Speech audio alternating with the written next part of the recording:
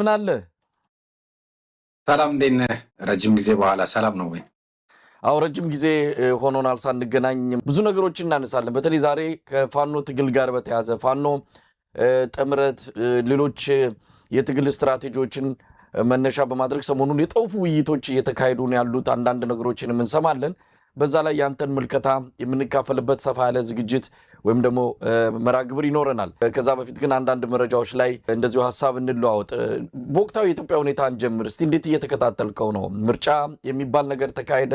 አብይ አህመድ ጣጣይን ጨርሻለሁ፣ አዲስ መንግስት መሰረታለሁ ብሎ የተሰናዳ ይገኛል። ህዝቡን የሚጠምዱ አጀንዳዎችን በሰፊው ይዘው መጥተዋል። የተጀመሩ ፕሮጀክቶችን ደጋግሞ በመጎብኘት ህዝቡን ፋታ መንሳት፣ እንዲሁም በመጪው የምክክር ኮሚሽኑ ለ3 ሳምንት የሚቆይ ጉባኤ አዘጋጅቷል። ይህ ጉባኤ በራሱ ህዝቡን ወደየትም ውልፍ እንዳይል በእነዚህ አጀንዳዎች ጠምዶ ማቆየትን እንደ ስትራቴጂ ተጠቅመው ሊያካሂዱት እንደሆነ የሰማ ነው። ለማንኛውም ወቅታዊ የኢትዮጵያ ሁኔታ እንዴት እየተከታተልክ ነው ሙልጌታ?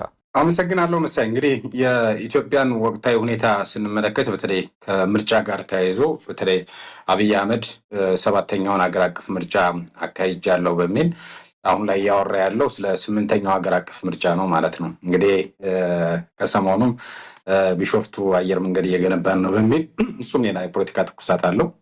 አሸንፍ ያለው በሚል ወይም ደግሞ ስለሚመለከታቸው ወይም ደግሞ ለሱ አገልጋይ ለሆኑ ለሱ ጋሻ ጃግሬ ለሆኑ ስልጣን አከፋፍሎ ዲሞክራሲ የታየበት ሀገር አቀፍ ምርጫ አካሂጃለሁ በሚል ያንን ምርጫ ጨርሶ አሁን ወደ 8ኛው ሀገር አቀፍ ምርጫ ፖለቲካ የገባበትና ፕሮፓጋንዳውን በዛ ላይ የተጠመደበት ሁነት አይተናል። እኔ እንግዲህ ማየት የምፈልገው በተለይ ከአማራ ትግል አኳያ ምርጫው እንዴት ታየ የሚለውን በደንብ ማስቀመጥ ያስፈልጋል። መጋቢት 6 ቀን 2018 ዓ.ም የአማራ ፋኖ ብሔራዊ ንቅናቄ እንደ ድርጅት 7ኛውን ሀገር አቀፍ ምርጫ የሚሳተፍ አካላት በዚህ ሂደት ውስጥ የሚሳተፉ ኃይሎች ለእኛ ጥራታችን ናቸው በሚል በየነ በወቅቱ ከዲሞክራሲ የተጣረረ አካሄድ ነው እየሄዳችሁ ያለችሁት፣ ከዓለም አቀፉ ኃይልም ውግዘት ይገጥማችኋል የሚሉ በርካታ አስተያየቶች በፋኖ ኃይሎች ተዘር ነበረ።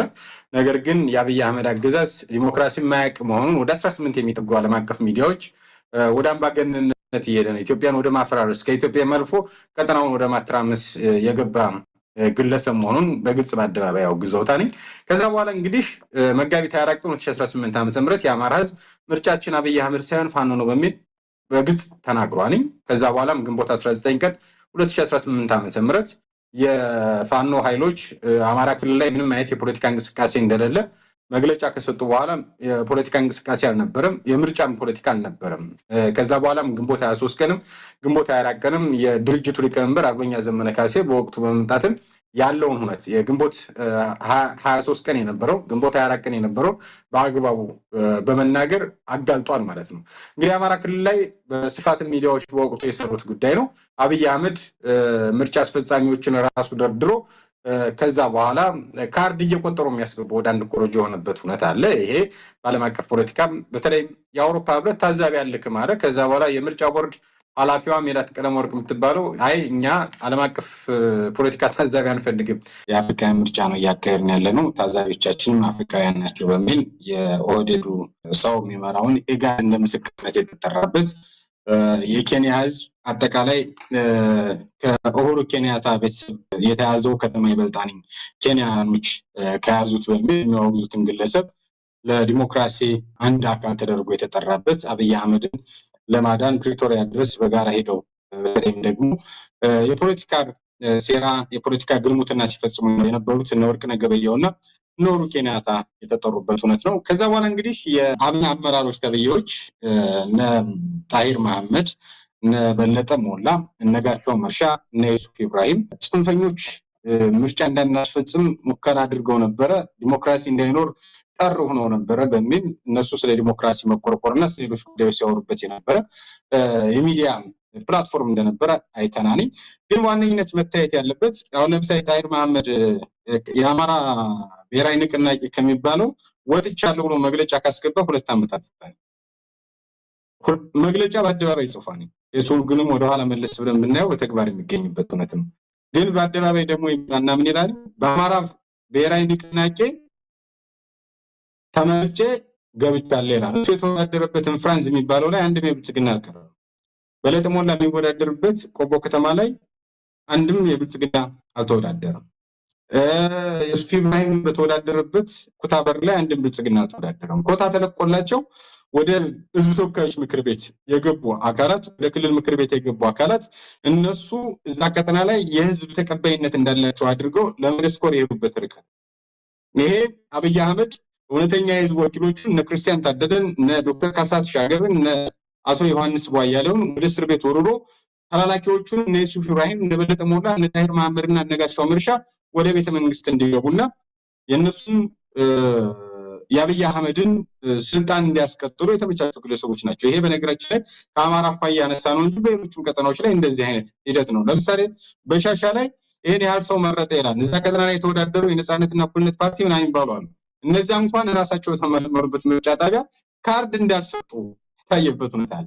ፖለቲካ እንኳን የማያውቁ ይነቃብናል፣ ሰው ይታዘበናል የማይሉ የፖለቲካ ቆሻሻዎች ናቸው በትክክለኛው ቋንቋ እናስቀምጠው ከተባለ። አጠቃላይ ይሄ ነው የኢትዮጵያ ምርጫ የተካሄደው።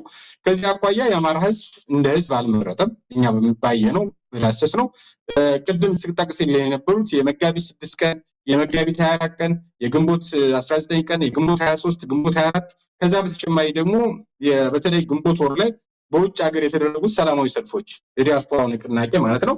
እነዛ ቅድመ ምርጫ እንቅስቃሴ የተደረጉ ናቸው። ድህረ ምርጫ ላይ የኢትዮጵያ ፖለቲካ የአማራ ፖለቲካ የአብይ አህመድ አገዛዝ ምርጫ እንዳላከናወነ ህዝቡ በተጨባጭ እንደወገዘው የሚያሳዩ መረጃዎችና ማስረጃዎች አሉ። እሱ ገንዘብ ለመለመኛ ፖለቲካ ለመስሪያ የዲፕሎማሲ አቅም ለማግኘት ነው ይህን የሚጠቀምበት ምርጫውን እንጂ ለ50 ዓመት እገዛቸዋለሁ ኢትዮጵያ ህዝብ ምንም አታመጡም ብሏል። ስለዚህ ቅድመ ምርጫ ላይ የተደረጉት የፖለቲካ እንቅስቃሴዎች በድህረ ምርጫ ተጠናክረው መቀጠል እንዳለባቸው በርካቶች ይተማመናሉ፣ ይሰራሉ ብዬ ማምናለሁ። ሙሉጌታ ስለ ምርጫው ምናነሳ ይመስለኛል ወደኋላ ላይ እንዲሁ አንዳንድ መረጃዎችን ጠቃቅሰን እንለፍ በሚል እንጂ የነ ጣሂርን የአብኖችን ጉዳይ በተመለከተ ምን ማለት እንደሚገባን አላቅም። ከምንም በላይ ደግሞ በዲሞክራሲያዊ መንገድ የተመረጡ ህዝብ ይሁንታ ሰጥቷቸው ወደ ፓርላማ ለመግባት በዋዜማ ላይ እንዳሉ አድርገው በየቴሌቪዥን መስኮቱ እየመጡ የሚነግሩን ነገር ምናልባት ኢትዮጵያዊ ጨዋነትም ከውስጣቸው ተንጠፍጥፎ ያለቀ ነው የሚመስለው። ምን ማለት እንኳን እንዳለባቸው በአደባባይ በዚህን ወቅት ላይ አንገታቸውን ደፍተው መደበቅ ሲገባቸው የአማራ ህዝብ የኢትዮጵያ ስቃይ በገባበት በዚህን ወቅት ላይ በእንዲህ አይነት ምርጫ አሸንፈናል፣ የህዝብ ይሁንታ አግኝተናል ብለው አደባባይ መውጣታቸው ምን ያህል ሰውነት የደረቀባቸው እንደሆነ በግልጽ የሚያሳይ ነው። እንመጣበታለን። ምርጫውንም በተመለከተ የአብይ አህመድ አገዛዝ አንድ ሰነድ አዘጋጅተዋል። ሰነድ ነው። እስቲ አንዳንድ መረጃዎችን እናንሳና ምርጫውንም በተመለከተ ከፋኖ ትግል ጋር ያሉትን ወደኋላ ላይ በዝርዝር እንመጣበታለን። ሰሞኑን መነጋገሪያ ከሆኑት ጉዳዮች አንዱ በአገዛዙ በኩል የመኪና ታርጋ ለውጥን የተመለከተ ነው። አንድ ታርጋ እስከ 60,000 የኢትዮጵያ ብር ክፍያ ካልተፈጸመ በስተቀር የመኪና ሰሌዳ አታገኝም የሚለው አዲሱ አሰራር በብዙ አሽከርካሪዎች ባለንብረቶች ዘንድ ከፍተኛ ቁጣን መነጋገሪያን መፍጠሩን እየታዘብን እንገኛለን።